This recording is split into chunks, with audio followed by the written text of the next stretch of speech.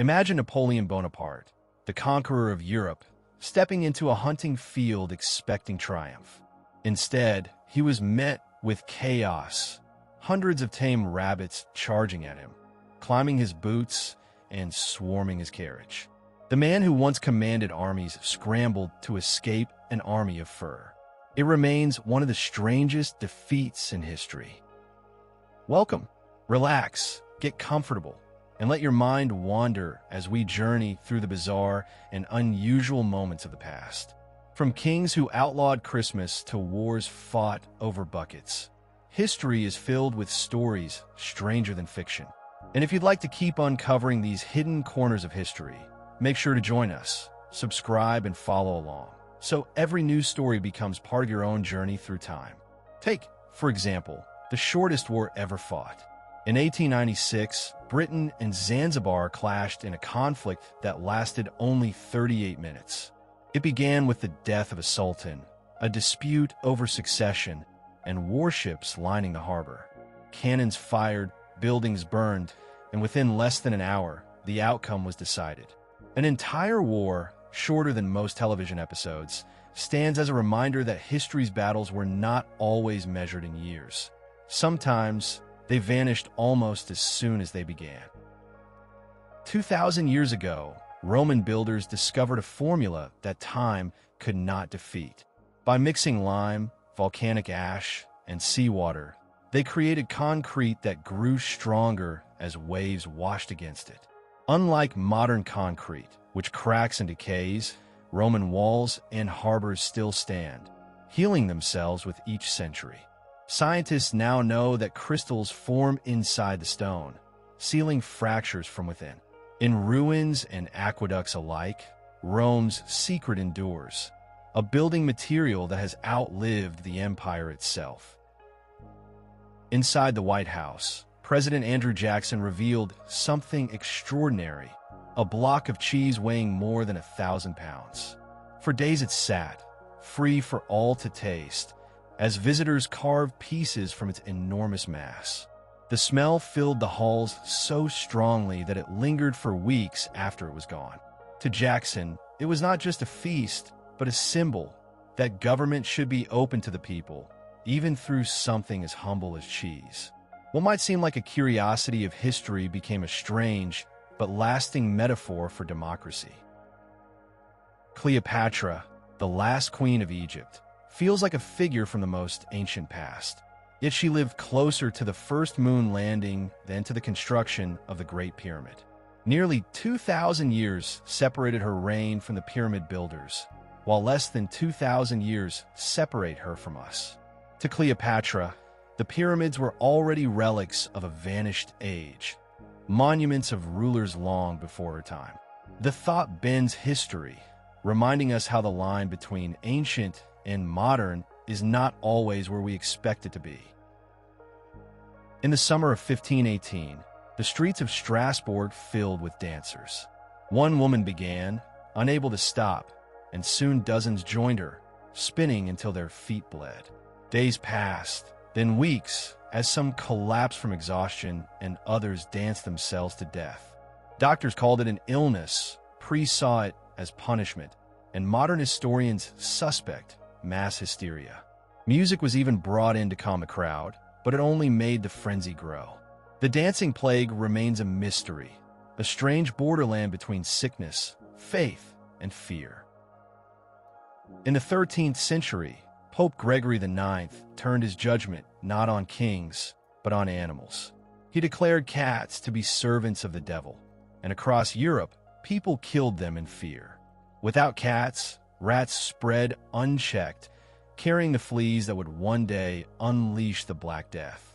What began as a decree of faith may have helped open the door to one of history's deadliest plagues.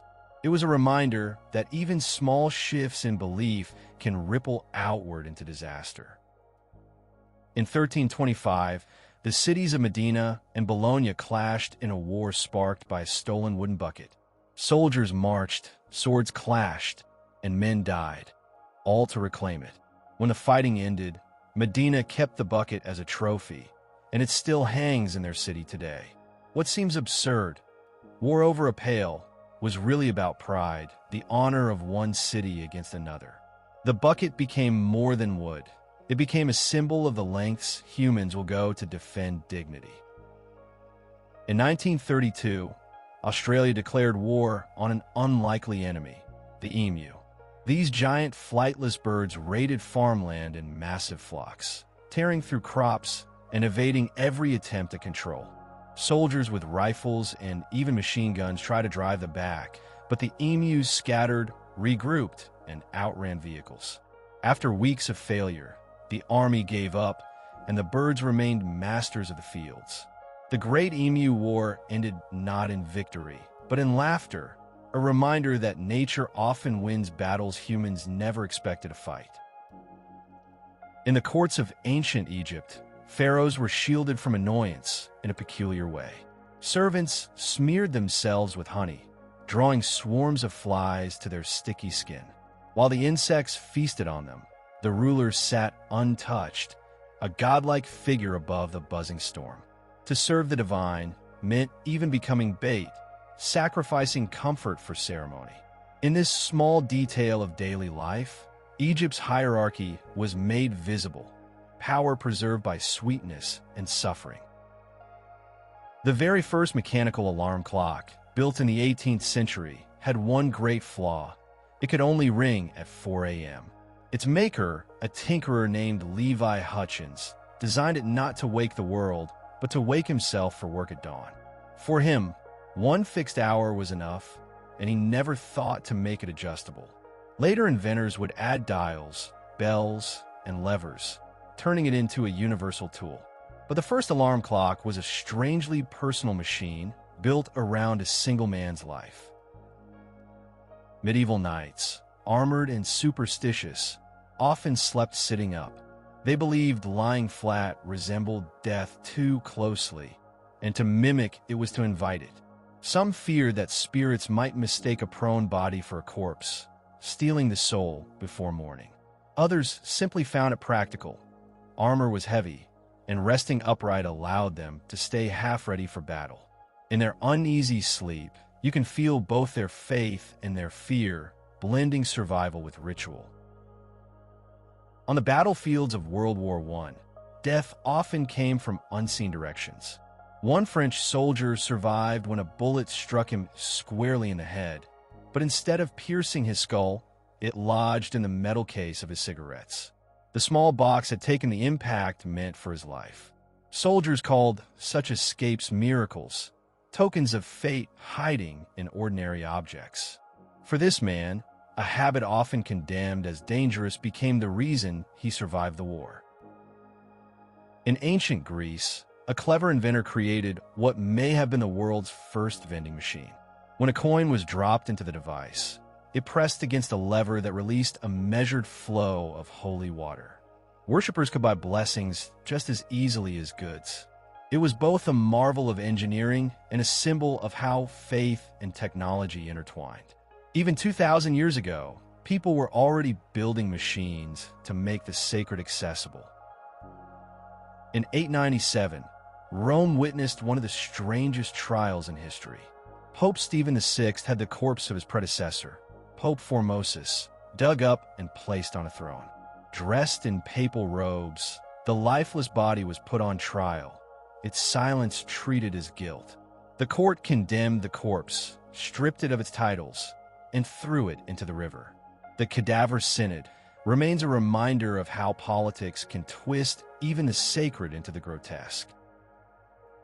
In Victorian England, photography was still rare and costly, so families sought to preserve memory in a haunting way. They posed the bodies of their dead relatives as if alive, arranging them in chairs or even standing with supports. To modern eyes, it seems eerie, but to them it was love, a way to hold on to faces that would otherwise fade forever. The photographs became cherished mementos of grief. They remind us that death, too, was part of family portraiture. In the 1800s, ketchup was not just a condiment, but a cure. Doctors prescribed it for indigestion and even for jaundice, bottling it as medicine rather than food. Made from tomatoes, sugar, and vinegar, it was thought to balance the body's humors. Though it failed as a drug, it thrived on the dinner table, reshaping cuisine across continents. What began as a doctor's tonic became one of the most familiar tastes in the world. Peter the Great of Russia sought to modernize his country, and even appearance became law. To push men toward Western fashions, he imposed a tax on beards. Those who wished to keep theirs had to pay for a special token, proving it was legal. Coins bore inscriptions reminding the bearer, "The beard is a useless burden." What began as policy soon became a mark of loyalty or defiance. Through hair, Peter tried to reshape an empire. The first recorded Olympic champion was not a noble warrior, but a humble cook named Coroebus. In 776 BC, he ran the stadion, a sprint of about 200 meters, and claimed victory. His prize was not gold or silver, but an olive wreath, a symbol of honor. For a brief moment, a simple man who baked bread at home was celebrated as the greatest athlete in Greece. It was a reminder that glory was not reserved for kings. At the height of imperial China, one emperor demanded 3,000 dishes prepared for every meal. Chefs worked endlessly, creating mountains of delicacies that would never all be eaten. The abundance was meant to display wealth and power, a banquet too large for any human appetite. To dine was to rule, and to waste was to show control over resources beyond measure. In that endless parade of food, luxury became its own language of authority. In the 1700s, a French soldier became famous not for victories, but for appetite. He was said to have eaten an entire cow in a single sitting, consuming meat with a speed and volume that stunned onlookers. Records describe him devouring baskets of food meant for dozens, yet never seeming satisfied. His condition may have been a disorder of hunger, but to those around him, it seemed like a wonder of nature. What others called gluttony became his legend, remembered as the man who dined like an army. The humble sandwich owes its name to John Montagu, the fourth Earl of Sandwich. Known for his love of gambling, he hated to leave the card table, even for meals. To solve the problem, he asked for slices of meat placed between two pieces of bread, a meal he could eat with one hand while holding cards in the other. Others began ordering the same as sandwich, and the name stuck. A gambler's quick meal became a universal staple of the world's kitchens. In 1647, England entered a strange chapter when Oliver Cromwell declared Christmas illegal. He saw the holiday as wasteful, a festival of excess at odds with Puritan values.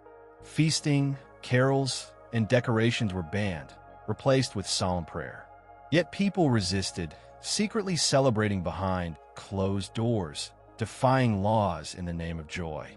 The attempt to erase Christmas failed, and when the monarchy returned, so did the holiday, brighter than before.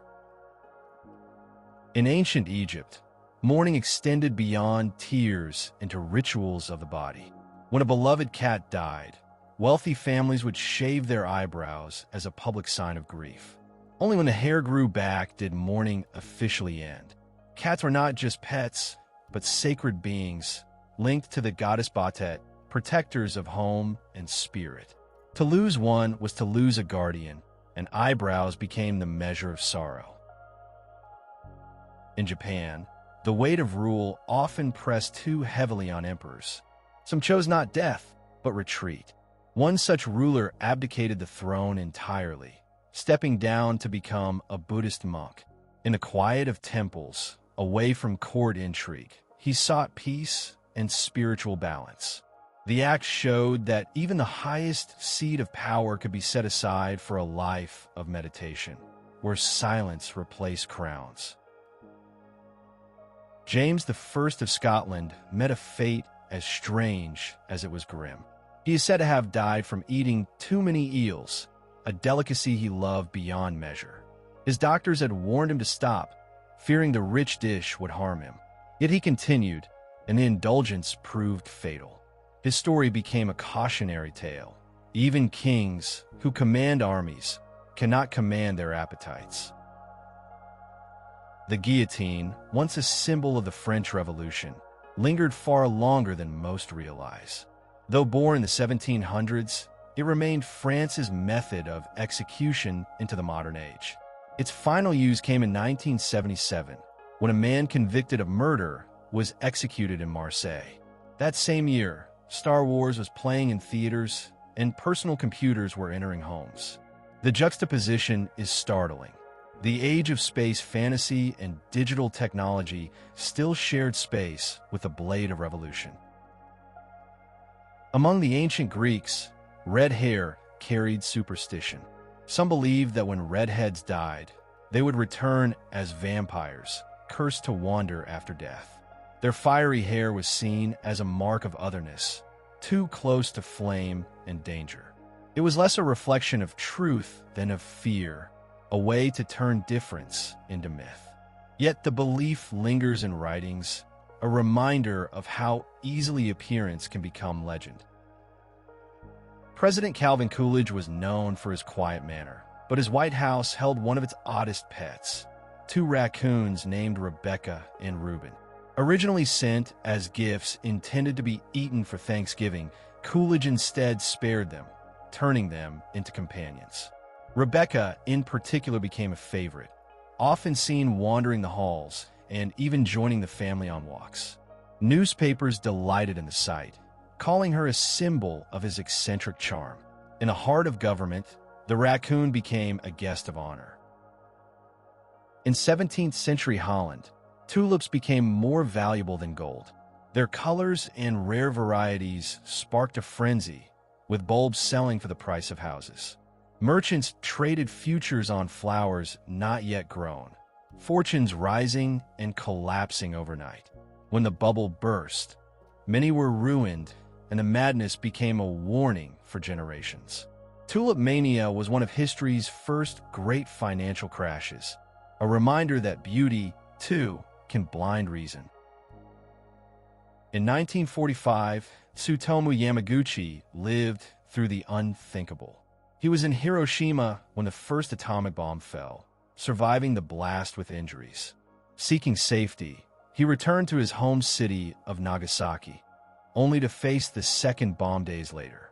Once again, he lived, carrying the scars, but also the extraordinary fate of being struck twice by history's most destructive weapon. His story became a symbol of both suffering and resilience, a man who endured what no one should. The Great Fire of London swept through the city in 1666, destroying thousands of homes, churches, and businesses. Flames devoured wooden streets for days, leaving much of London in ashes. Yet despite the devastation, official records show fewer than 10 people died. Historians believe many deaths went uncounted, but the low toll remains remarkable for a fire of such scale. Out of ruin came rebirth. The city was rebuilt with stronger designs, turning tragedy into transformation. Viking men were not only warriors, but craftsmen of appearance. They lined their eyes with kohl, a dark powder that made their gazes more striking. To enemies, it gave them a fierce and intimidating look in battle. To themselves, it also had a practical purpose, protecting eyes from glare and infection. Their eyeliner, both cosmetic and medicinal, showed how even the fiercest fighters cared for presence as much as power. When the Eiffel Tower was unveiled in 1889, many Parisians despised it. Critics called it monstrous, an iron skeleton that scarred the skyline. For years, petitions demanded its removal, and after the exposition ended, plans were made to dismantle it for scrap. Only its usefulness as a radio tower saved it from destruction. What began as a hated structure became one of the most beloved landmarks in the world, a monument rescued by chance. In medieval Europe, animals were not only companions or food, they could also be criminals. Pigs, goats, even insects were sometimes put on trial, accused of theft, murder, or destruction. Courts assigned them lawyers, and verdicts could end in execution. To modern minds, it seems absurd, but for medieval societies, it reflected belief in divine justice applying to all living beings. In their trials, you glimpse a world where law and superstition walked hand in hand. George Washington, America's first president, grew many crops on his Mount Vernon estate, including cannabis. At the time, hemp was a valuable plant used for rope, sails, and fabric, not for smoking.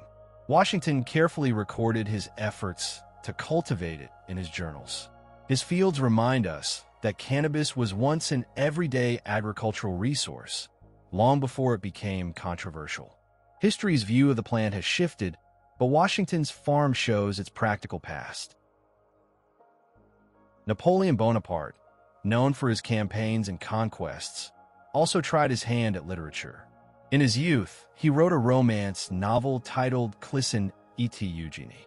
It told the story of a soldier torn between love and duty, reflecting his own restless ambition. Though the book was never widely published in his lifetime, fragments survive as proof of his softer side. Behind the General Steele image lived a young man who once dreamed of love stories. On the battlefields of World War I, tanks rolled forward as symbols of terror. To soften their image, some soldiers painted faces on them. Wide eyes, grins, even whiskers. The practice made machines seem almost friendly, less like monsters of iron. For troops, it was a way to humanize war, to bring humor into horror. The smiling tanks became strange companions, carrying hope along with firepower. In the Middle Ages, fashion itself could be judged as sin. One pope declared it immoral to wear pointed shoes, claiming their exaggerated tips mocked the natural form. Such shoes had grown increasingly long and absurd, sometimes curling upward in spirals. For the church, they symbolized vanity, excess, and pride.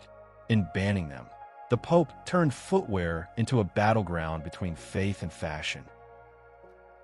The Leaning Tower of Pisa is famous for tilting southward, but once it leaned the other way. During its long construction, uneven foundations caused it to shift in multiple directions. Builders tried to correct the tilt as they added floors, but the soil beneath kept shifting. Eventually, the lean settled into the angle we know today, becoming its identity rather than its ruin. What began as a flaw became one of the most recognized silhouettes in the world. In ancient Sparta, even the first moments of life were a test of survival. Newborns were sometimes bathed not in water, but in wine.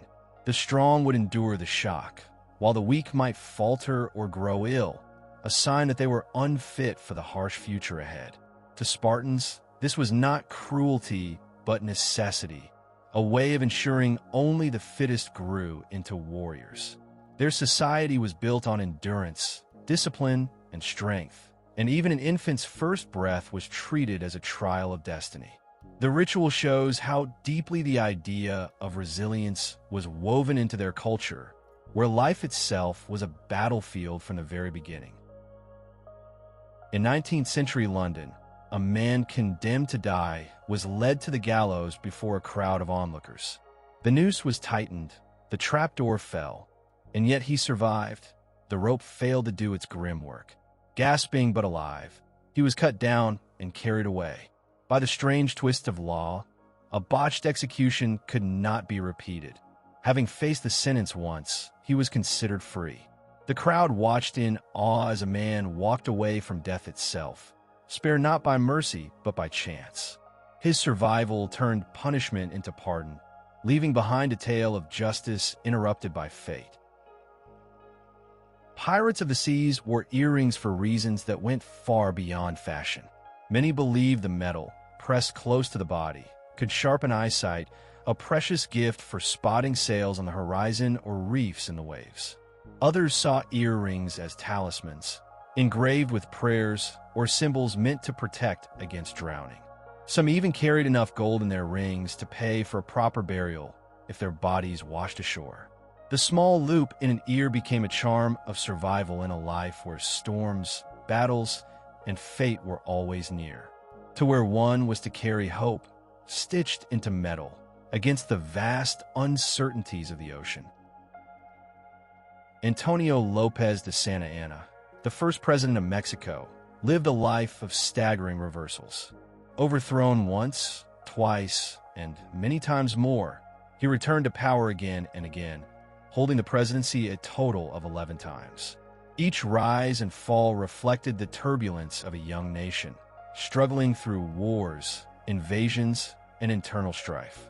Santa Anna himself was as much showman as statesman, remembered for his flair, his ambition, and his dramatic comebacks. His career reveals how unstable Mexico's early years were, when leadership changed hands like the turning of a wheel. Few figures in history have embodied political chaos as fully as he did. Joseph Stalin ruled not only through fear, but through the careful rewriting of memory itself. In official photographs, loyal comrades once stood at his side. Yet when those comrades fell from favor, they vanished from the images, erased with meticulous retouching. To see the pictures is to watch people fade from history, their existence scrubbed from record as though they had never lived. It was power extending beyond the present, reaching backward to alter the past. In Stalin's Soviet Union, to be forgotten could be as final as death itself, a silence enforced by ink and shadow. When Hernán Cortés led his small band of soldiers into Mexico in 1519, he faced a daunting task, conquering an empire with limited men and resources. To harden their resolve, he ordered his ships destroyed, sinking them so retreat was impossible. With no way back to Spain, the men understood they had only two choices: victory or death.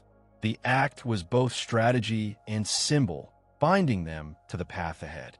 By cutting away escape, Cortés gave his soldiers no option but to follow him into history, a gamble that would reshape continents. During the Cold War, competition between the United States and the Soviet Union stretched even to the moon.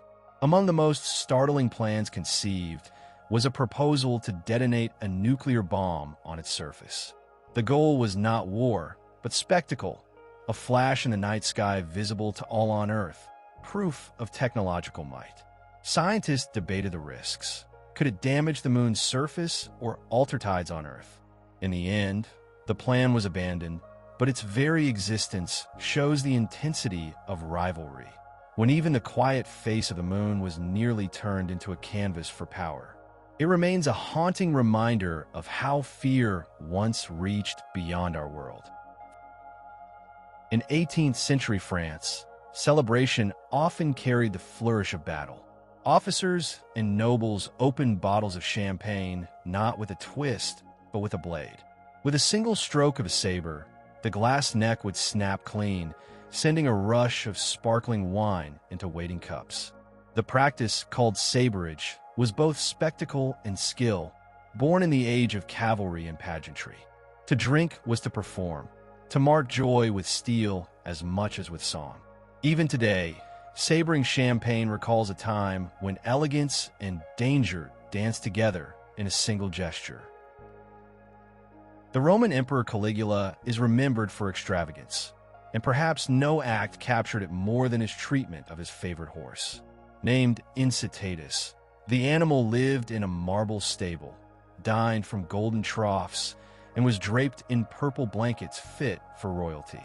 Caligula even declared him a senator, elevating beast to statesman. Some historians believe it was a joke, mocking the Senate's weakness. Others see it as madness. Either way, the story endures as a symbol of power twisted into absurdity, where whim could outweigh reason. When the first hot air balloon rose into the skies of France in 1783, it carried not people, but animals. A sheep, a duck, and a rooster were chosen to test how living beings might endure flight.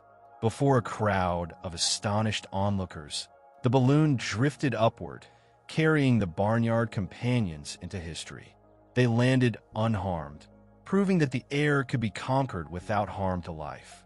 From this whimsical beginning grew the future of aviation, reminding us that humanity's first step into the skies was taken not alone, but with creatures of the farm. In 18th century England, one eccentric lord transformed his estate into a theater of absurdity. He filled his halls with 200 cats, but not as ordinary animals. Each one was dressed in human clothing, some in tiny coats and trousers, others in gowns and ribbons. Guests described scenes of rooms full of cats strolling about like miniature people, meowing from chairs and curling up in fine fabrics. To the lord, it was amusement, a parody of society where his pets became his players.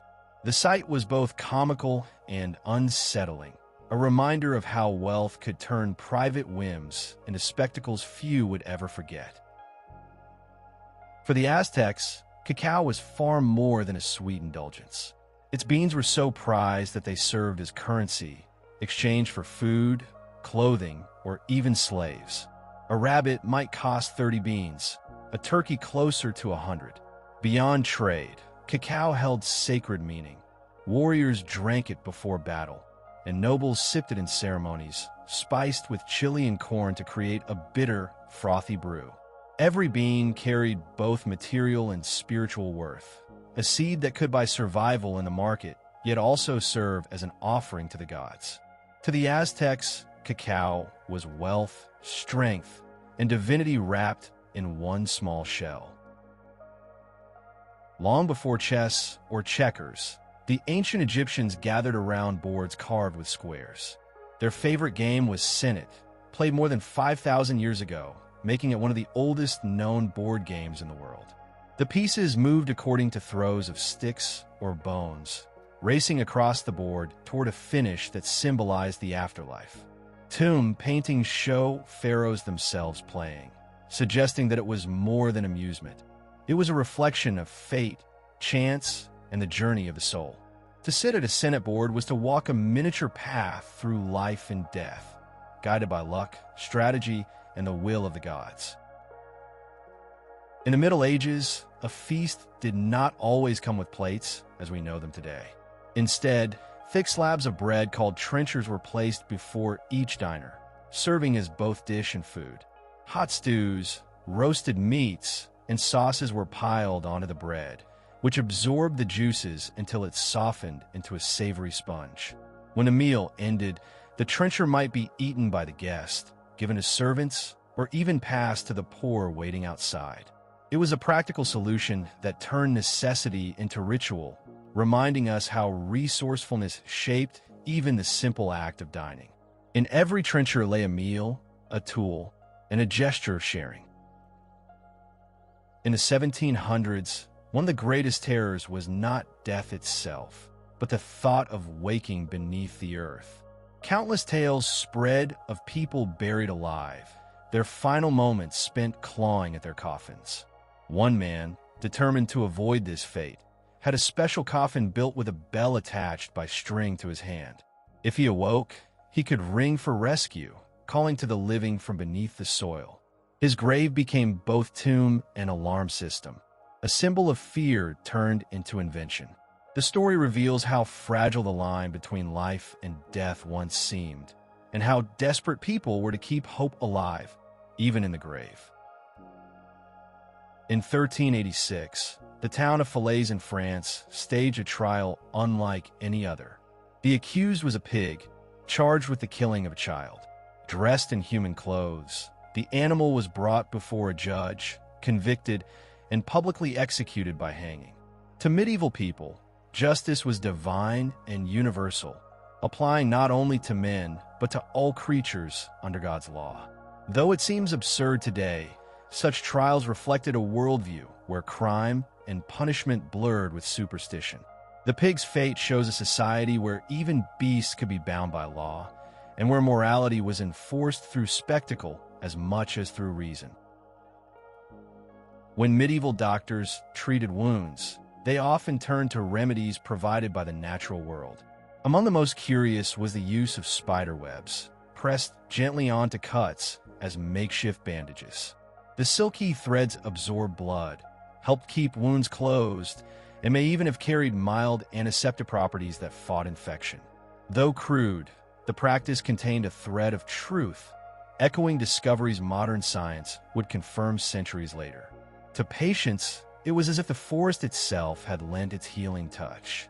In an age before microscopes or medicine, wisdom was often hidden in the smallest details of nature. Roman emperors were not above vanity, and many turned to wigs to preserve their image. These were no simple adornments.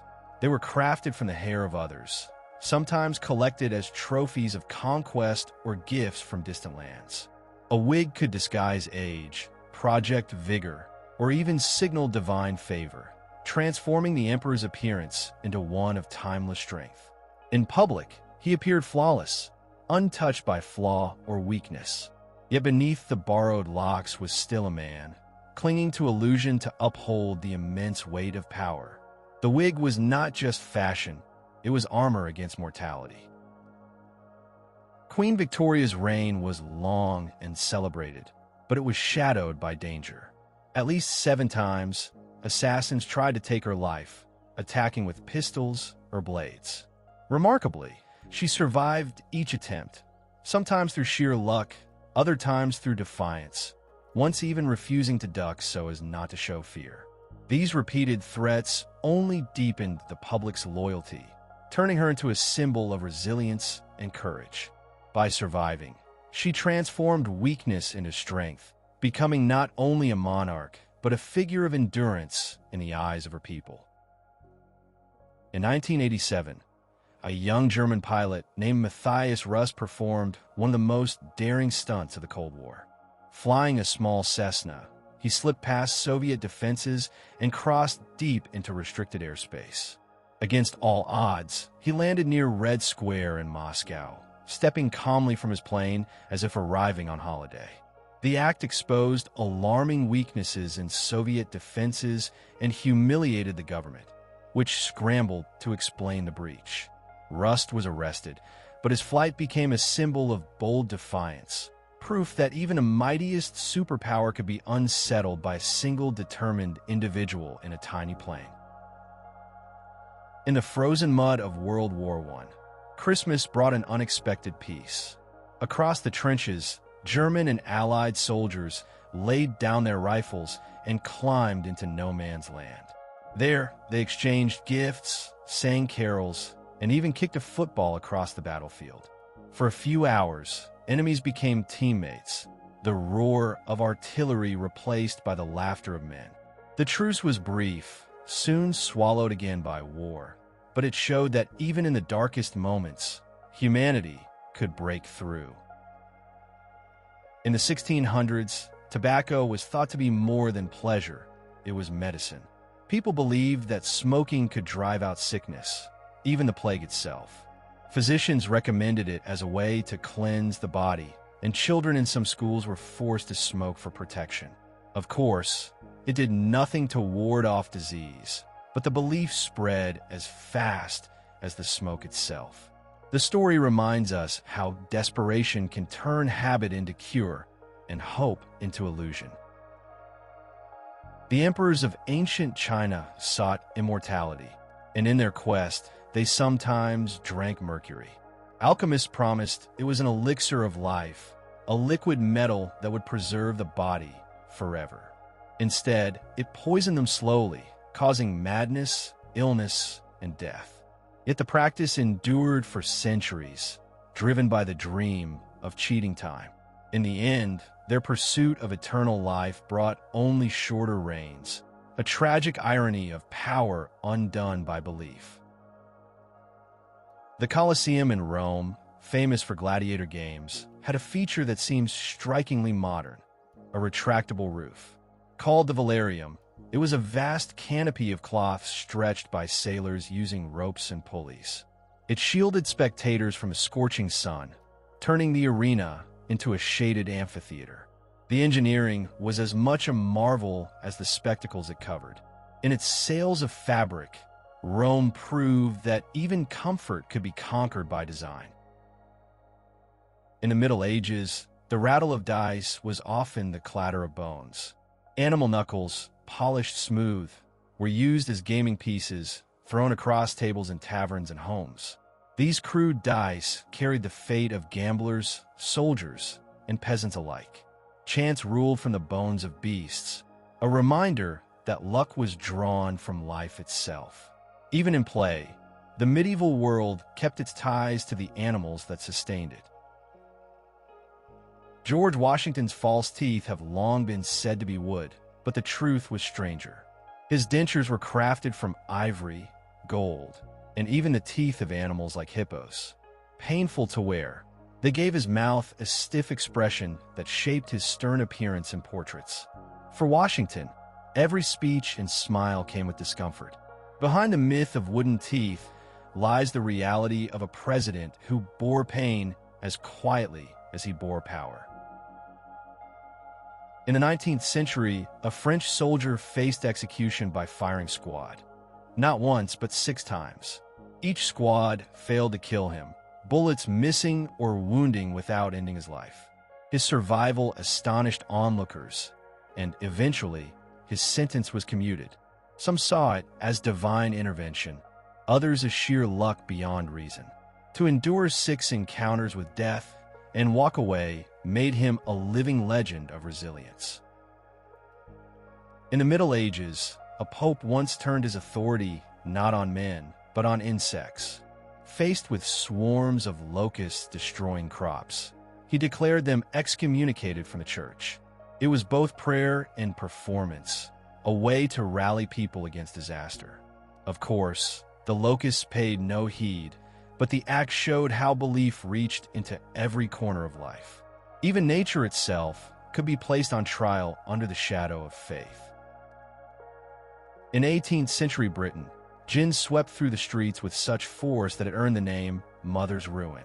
Cheap and easy to produce, it became the drink of the poor, flooding London with drunkenness and despair. Satirical prints showed mothers neglecting children as they drank, families collapsing under its spell. The government eventually intervened with taxes and restrictions, trying to tame the craze. The gin epidemic remains one of history's clearest warnings of how excess can consume a society.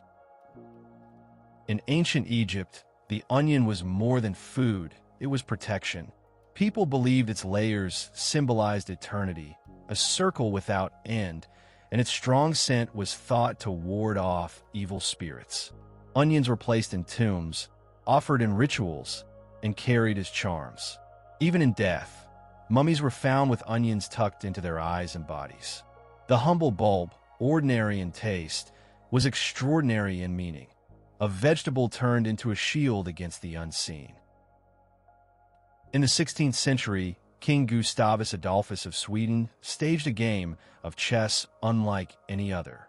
He arranged his soldiers across a field as living chess pieces, each man standing in place as if carved from stone.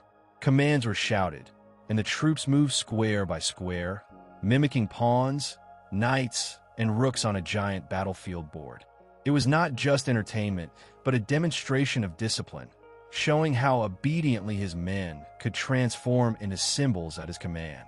To onlookers, it blurred the line between spectacle and strategy, turning war into a game and soldiers into tokens of power. It revealed the strange ways rulers of the past mixed authority with theater, proving control not only through armies but through pageantry. In the 1800s, one of the greatest fears was not death itself, but being buried alive. Newspapers told chilling tales of people waking under the earth, their nails scratching coffins in desperate struggle. To ease these terrors, inventors designed safety coffins fitted with bells, flags, or breathing tubes, allowing anyone trapped inside to call for help.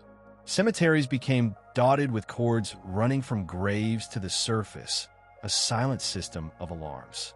Though rarely used, these contraptions show how deeply anxiety shaped invention. The very existence of safety coffins reminds us how fragile medical knowledge once was and how terrifyingly uncertain the line between life and death used to be.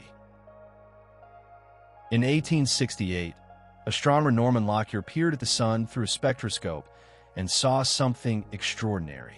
A strange yellow line appeared in the spectrum, marking an element unknown on Earth. He named it helium, after Helios, the Greek god of the sun, believing it to be part of the star's fiery body. At first, many doubted him, but decades later helium was discovered on Earth, proving his vision correct. The revelation was so remarkable that it earned him a Nobel Prize. His discovery reminds us that sometimes the secrets of our own planet are first revealed in the heavens, written in the light of distant stars. Contrary to their image as savage fighters, Roman gladiators often ate humble diets heavy in grains and plants. Archaeological studies of their bones reveal that they consumed mostly barley, beans, and vegetables, earning them the nickname barley men. To keep their bodies strong, they even drank a tonic of vinegar and ash, believed to harden their bones for combat. Meat was surprisingly scarce in their meals, a luxury not often afforded to the arena's fighters. Their vegetarian diet shows that survival depended less on feasts of meat and more on strict discipline. Behind the roar of the crowds, gladiators endured lives shaped by humble food, resilience, and relentless training. Catherine the Great, Empress of Russia, filled her palace not only with courtiers, but with creatures from around the world. Lions paced in her gardens, camels rested in her stables, and giraffes and peacocks wandered among the palace grounds. Each animal was a symbol of her empire's reach, proof that she could summon the wonders of distant lands into her domain. Visitors marveled at her collection, half menagerie, half political statement. To Catherine, these exotic creatures were more than curiosities. They were living emblems of power, reminders that her reign extended beyond borders and into the farthest corners of the earth. In medieval Europe, fashion sometimes stretched into folly.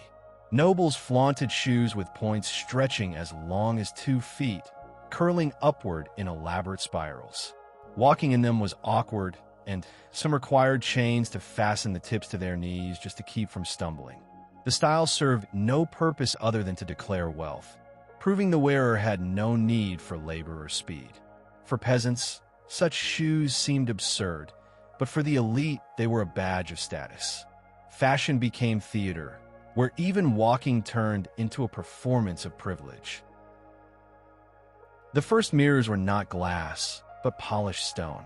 As early as 6,000 years ago, people in Anatolia smoothed volcanic obsidian until it reflected their faces. Later, bronze and copper were polished to shine, though the images they cast were dim and imperfect. To gaze into one was to see not a crisp likeness, but a shadowy double shimmering in metal or stone.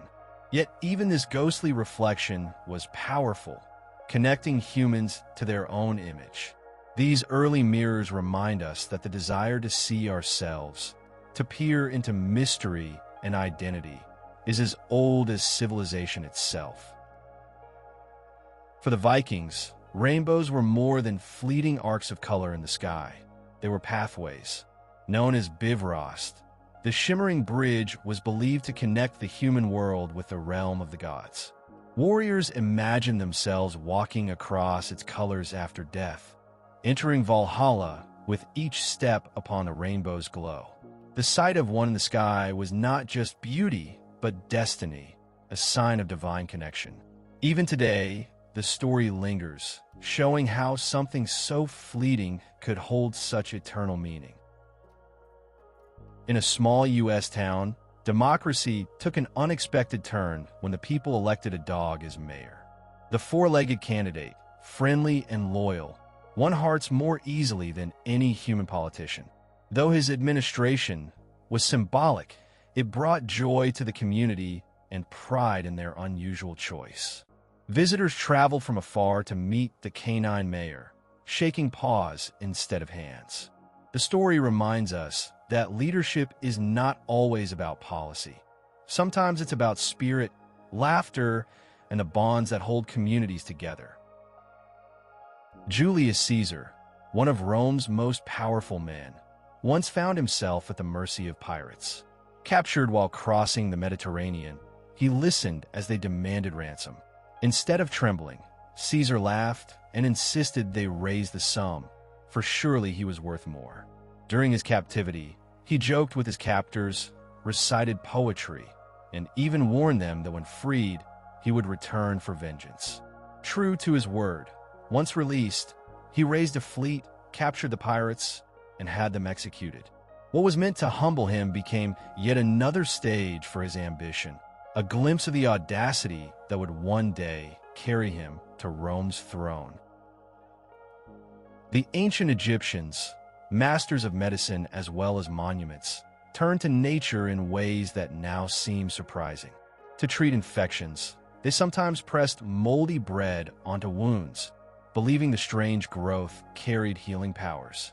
Though they could not have known why, the mold contained natural antibiotics that helped kill bacteria.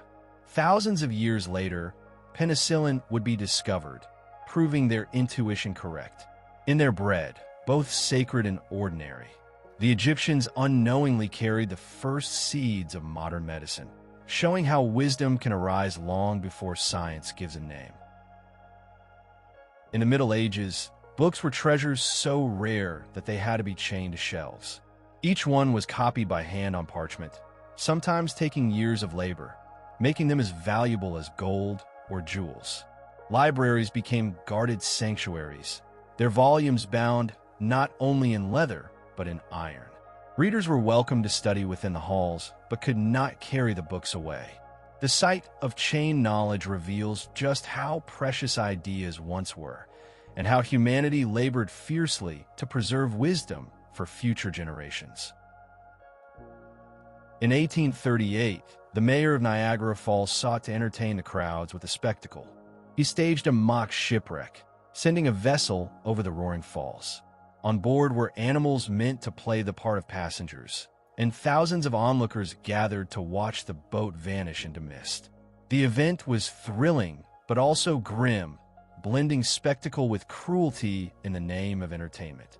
It revealed how, in an age before cinema, nature itself became the stage for drama, with the falls cast as both actor and executioner.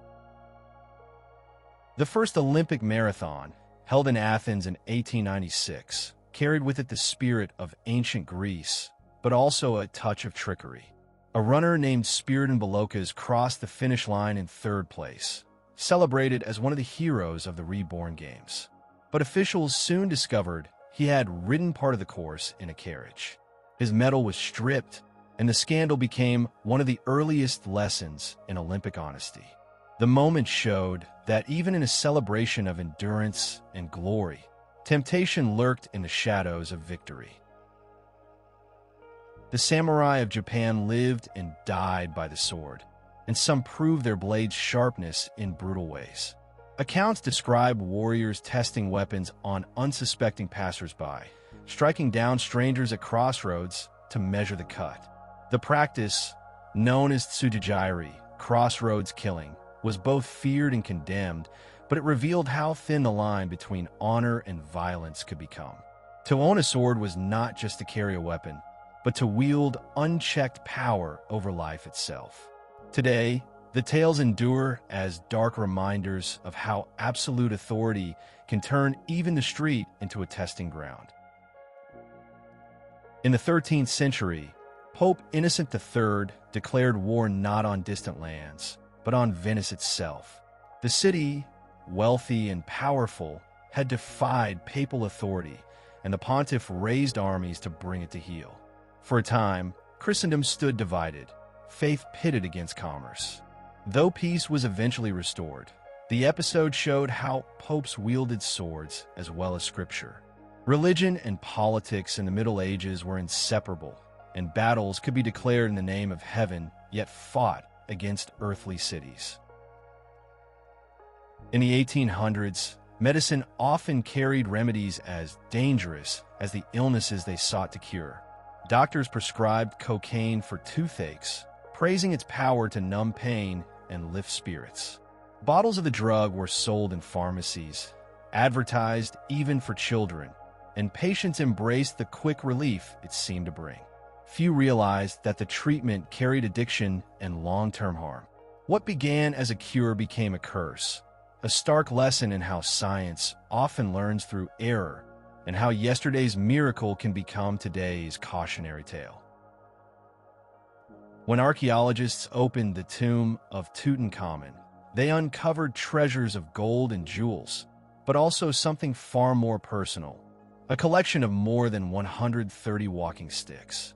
Each staff was carved and decorated, some plain tools, others elaborate symbols of status.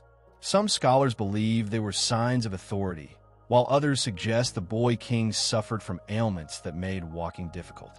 Whether practical or ceremonial, they reveal a human side of the pharaoh, reminding us that even kings worshipped as divine still carried burdens of flesh.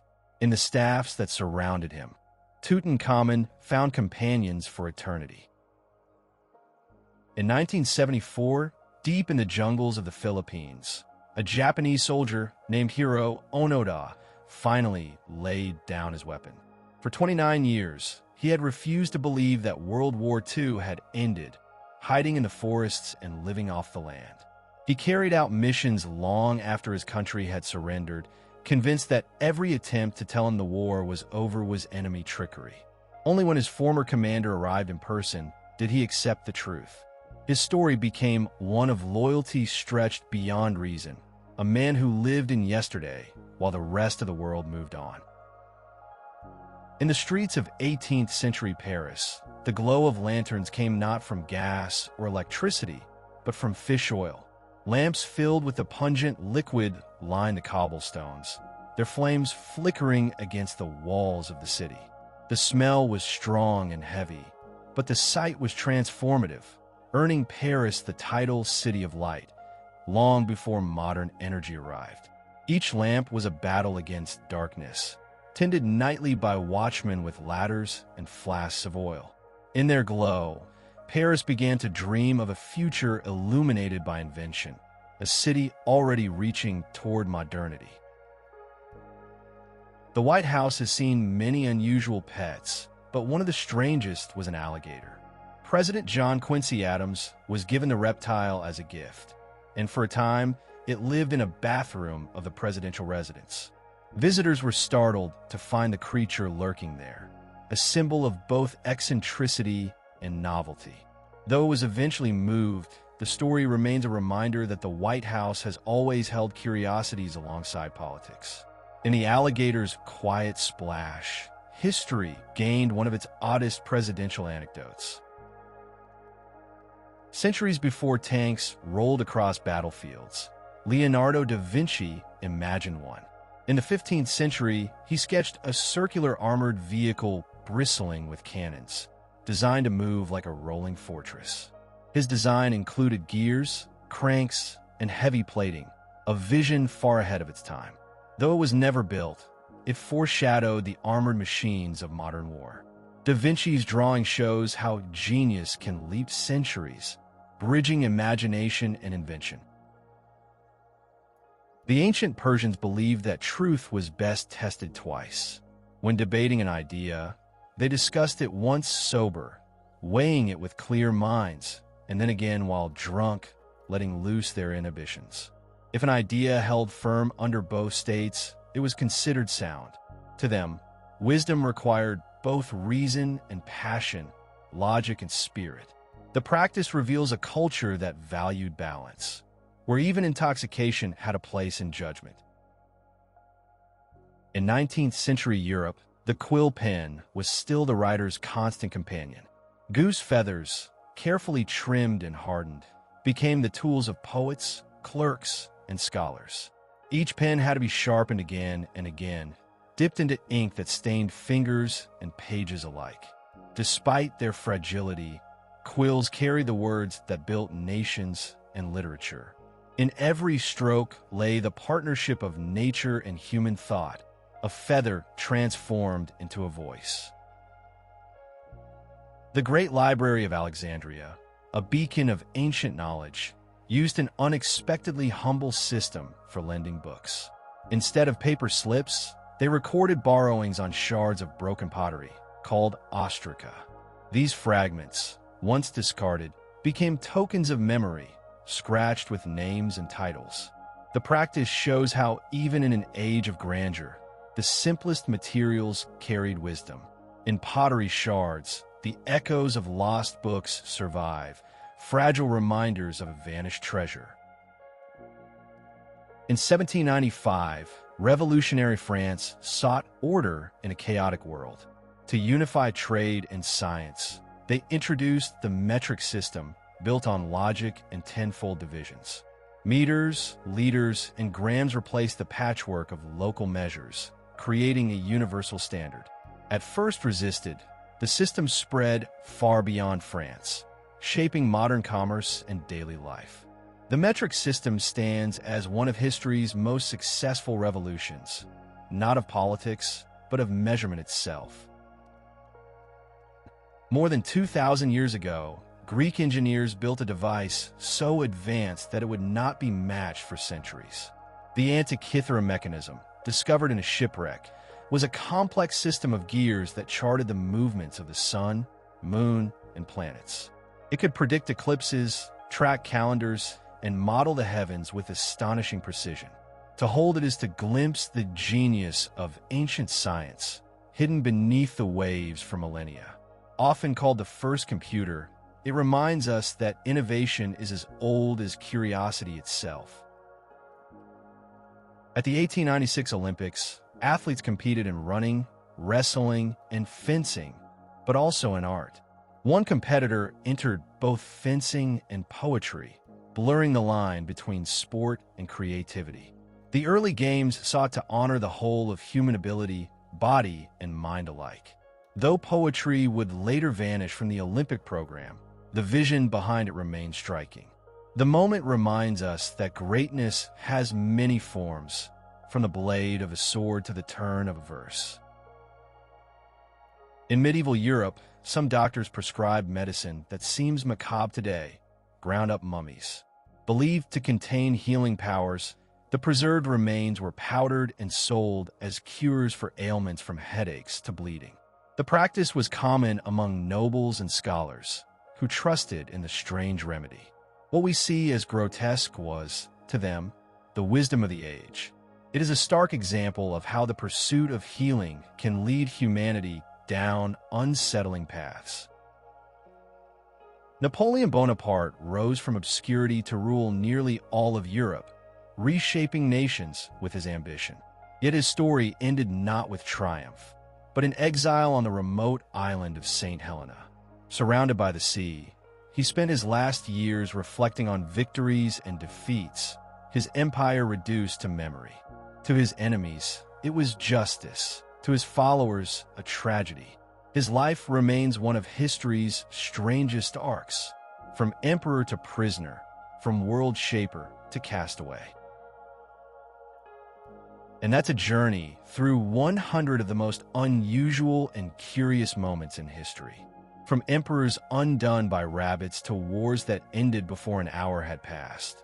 The past is full of stories that surprise, amuse, and remind us how strange humanity has always been. If you enjoyed this journey through the bizarre side of the past, make sure to like and subscribe, so every time we uncover another curious tale, you'll be right here with us. Now, let your thoughts drift through these stories. Let your imagination wander across centuries, and let the odd beauty of history carry you into rest. Good night, and may the echoes of time guide you softly into dreams.